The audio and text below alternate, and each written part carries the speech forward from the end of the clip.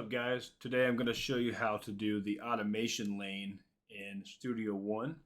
So real quick, I have Thrill here and I will show you an instrumental application as well as a full mix application for examples of automation.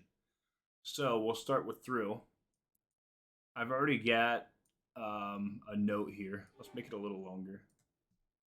All right, so what we want to happen with Thrill is we want the x-axis to move to the right, but we also want the y-axis to move to the top right.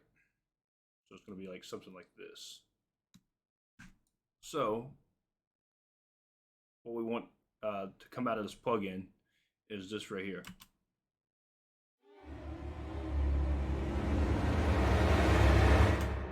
Get the point.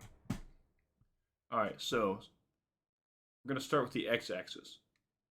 So if you click here, you'll notice at the top left here, X mix. Click the automation line. That makes a blue line here. So what we do is, since we want the x-axis to move, go ahead and close this for a second. I'm going to zoom in. And we want it to start here. We want it to end here. So what we're going to do, open the plugin. Let's get the first line of automation correct. So let's raise this to the edge. See what happens. Okay, not quite fast enough. So let's raise it all the way to the top. Still not where I want it to be, but it works for the example. What you would do is you would go in, put another point, and raise, and all that kind of stuff. So now we got this under control. Now we got to get this. So this was really confusing for me when I first tried to figure it out. So how do you get the y-axis? You know, you move it. It's not changing up here. So here's how you do it. Click the drop-down menu. You'll see your automation here. Click Add/Remove. So we need Y intensity. Ah, there it is. Click it. Add. You have Y intensity. It's right here. So let's just copy the settings that we used for this. So you can do that one of two ways. You can do it manually like this, or you go in here, you could copy it, and then go back to your Y and whatever. But for now, we're going to use the manual drawing for a simple automation. So now let's hit play and see what happens.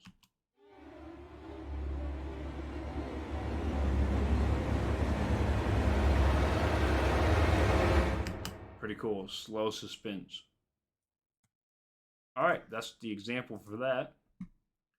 Now let's move on to the other example I have. Okay, so here's the other example for like a mix example. I'm going to go ahead and throw a low cut on. And before I do this, here's what we have. So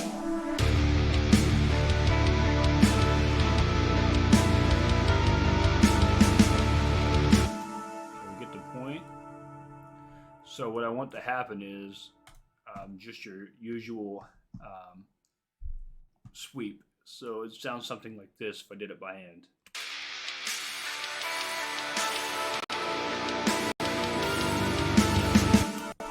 Get the point. Let's put that back.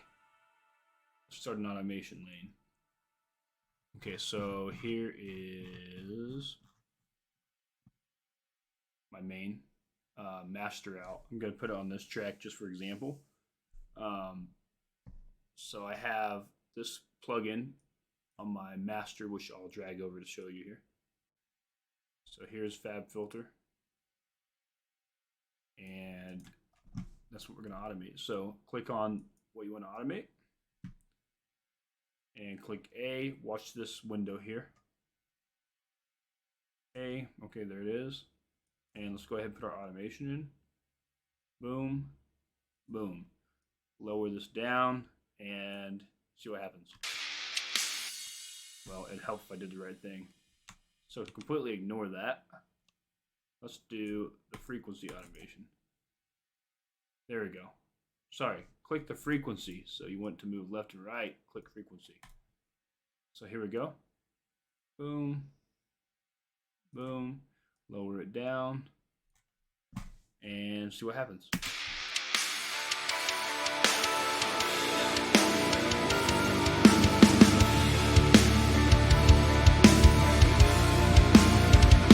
Cool.